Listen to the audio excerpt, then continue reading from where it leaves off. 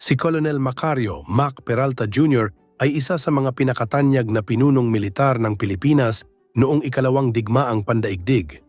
Ipinanganak noong Hulyo 17, 1913, siya ay nagtapos sa Philippine Military Academy at nagsilbi bilang opisyal ng hukbong sandatahan ng bansa bago sumiklab ang digmaan. Bilang isang batang opisyal, nahubog ang kanyang disiplina, talino sa estratehiya at matibay na paninindigan sa paglilingkod sa bayan. Nang sakupin ng mga Hapones ang Pilipinas noong 1942 at bumagsak ang formal na hukbo ng Pilipinas at Estados Unidos, tumanggi si Colonel Peralta na sumuko. Sa halip, pinili niyang ipagpatuloy ang pakikibaka sa pamamagitan ng pagtatatag at pamumuno sa isang malawak at organisadong kilusang gerilya sa mga lalawigan ng Panay, Negros at Guimaras. Ang nasabing lugar ay kalaunay nakilala bilang Free Panay Negros Area, isa sa iilang rehiyon sa bansa na hindi lubusang napasailalim sa kapangyarihan ng mga mananakop. Sa ilalim ng kanyang pamumuno, ipinatupad ang isang disiplinado at maingat na anyo ng pakikidigmang gerilya. Hindi siya nakipagsapalaran sa tuwirang labanan laban sa mas malakas at mas mahusay na armadong hukbo ng mga Hapones. Sa halip, ginamit niya ang mga taktikang biglaang pag-atake, pananambang at mabilis na pag-atras patungo sa kabundukan.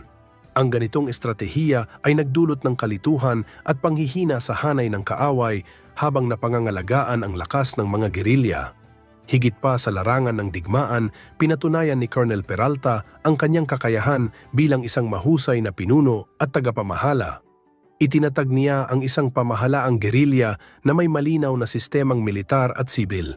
Mayroon itong hukuman, edukasyon, pananalapi at kaayusang panlipunan. Dahil dito, nakamit niya ang tiwala at buong suporta ng mamamayan na naging mahalagang sandigan ng patuloy na paglaban. Isa rin sa pinakamahalagang ambag ni Colonel Peralta ay ang kanyang malawak na network ng paniktik.